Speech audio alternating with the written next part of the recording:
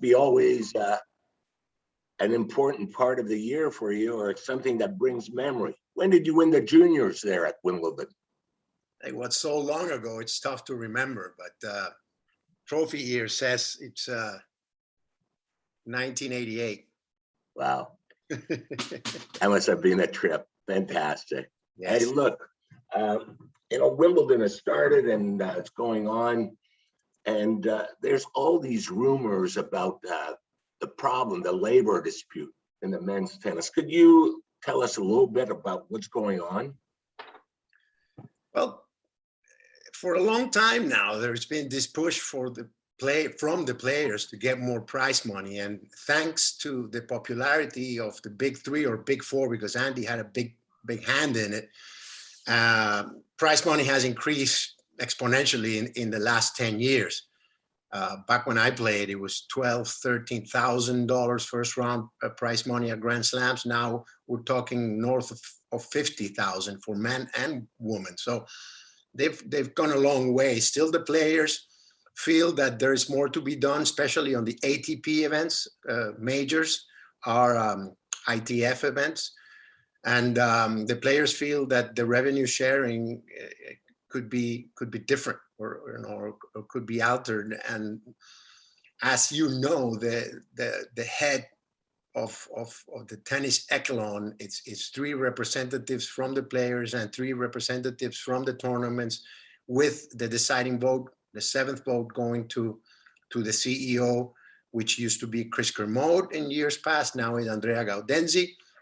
And that to me is the biggest issue here. But the bottom line is dollars. The players or a group of disgruntled players feel misrepresented on the player council and on the board, which is this 3-3 that I was talking about.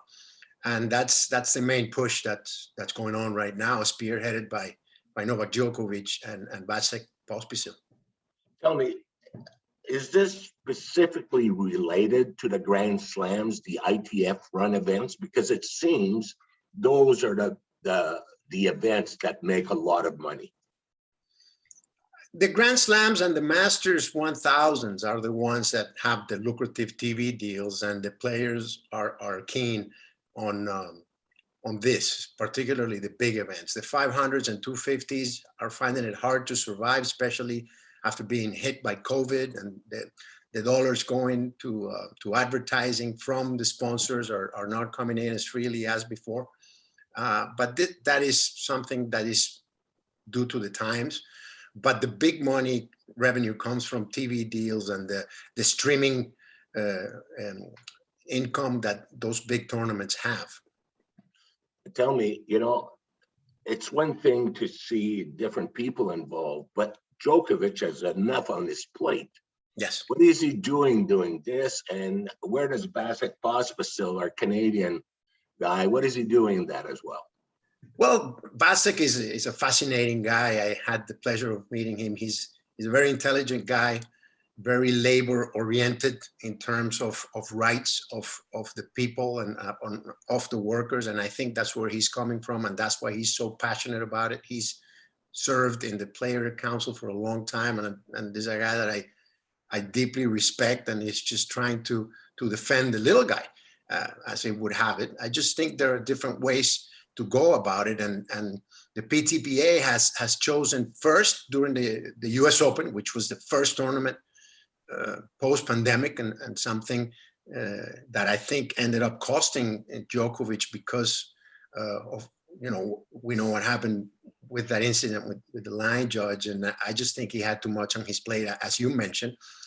And coincidentally, right before Wimbledon, that hasn't been played in 23 months, and they chose to go public right before that. And now Novak has a half of the Grand Slams, and this is an Olympic year. So yes, I feel that there is a lot on his plate, and it's strange that they chose to go about it this way. But he's a guy that can compartmentalize quite well because of the way he played in Paris. I would say the guy can focus on whatever task he has in front of him, and that is remarkable. But yes, I agree with you that is a lot to take on, because the topic has really become heated in this last few days.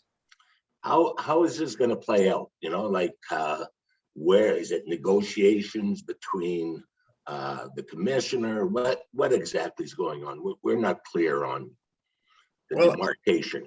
Well, I think that's why the players pay Andrea Gaudenzi the big bucks, so to speak. He has to come up with a solution, include everybody in that table. I think that the council has also to step up and unite the players, and the board, I think, has to be enlarged. I think this is a structure that has been on since 1989, that the tour split from the ITF and became autonomous. And I think it has grown so much, and there is so many more components now that I just feel that 3 representatives from the tournament and 3 from the players is not enough. I would like to see maybe bring in 3 outsiders. I am a member of the alumni committee. I've been for the past 5 years, and I have 1 more year left in my 3rd term. And we feel that older players or ex-players should have a say. We have the advantage of experience and time, you know, and we were players 20, 30, 40 years ago, some of us, and I feel the player council would benefit from bringing in the alumni who are players, will always be players. And I feel we're part of this, and we could help. We could help bring the 2 sides together. So I feel there is a restructuring that needs to be made before the waters become calmer. Well, you know, now we've talked about politics, which I hate, and you know, which you could.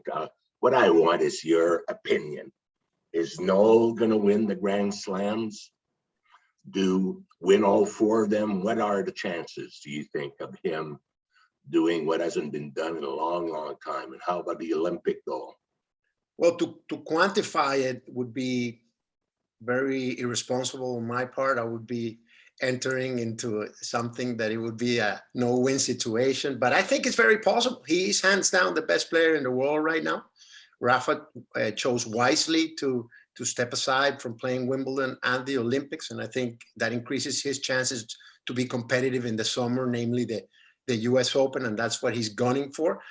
But I don't see anybody beating Novak at Wimbledon, for example, you know, which is what we have going on right now. I don't see anybody with the weapons to do it. Maybe a guy like Berrettini on a good day could bring him down, but I like his chances. I think this is the best shot that somebody has had, at least in the modern era, to come away with the 4 majors in 1 calendar year. And the Olympics, that's a touchy subject. You know, guys are dropping out of. We had Denis Shapovalov drop out. Rafa, we know he's not playing. Team, unfortunately, got hurt, but I don't think he was playing anyway. So with guys dropping out, it's just easier for Nole to pick out all the opposition.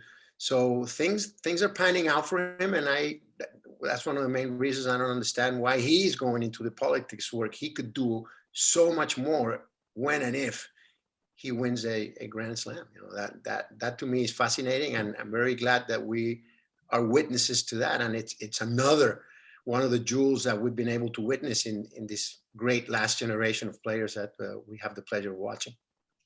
You know, I know you're the expert, and you know, I'm an old player, so we always think we're experts. I watched Roger lose to Felix in Howe, and when I saw his face on the changeover, it reminded me of the day I realized that it was over for me. Do you get that kind of feeling whatsoever? Regarding Roger? Of course. Well, of course, I'm finished. Aren't we all? I just think Roger feels he has it in him. You know, the tough part about the tennis is not it is the physical part and the technical part, and it's fascinating how he's been able to keep up to date still at 39. But the mental part, it's something grueling as well. If you relate it to golf, it's really tough to stay, you know, in focus for 18 holes, which take approximately 4.5 hours. So in tennis, it's the same. I just feel he was mentally defeated by Felix, that had the patience to stay with Roger, even if he lost the first set after playing well.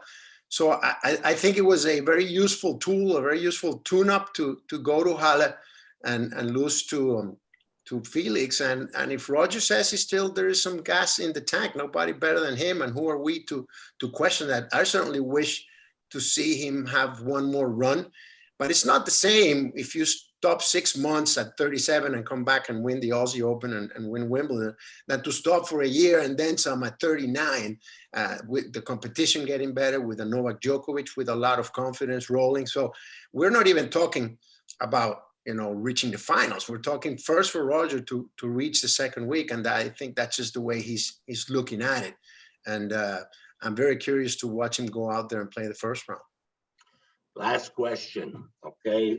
Greatest ever. Serena's after it. So what's happening? What do you think?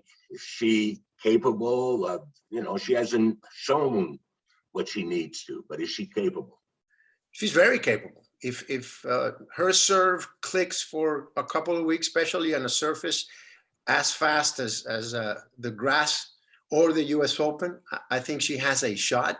I think she will continue to chase 24, but in my mind, she's the greatest female tennis player of all time anyways.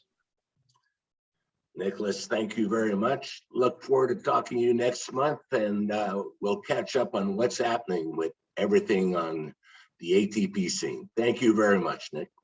Thank you, Pierre. Take care.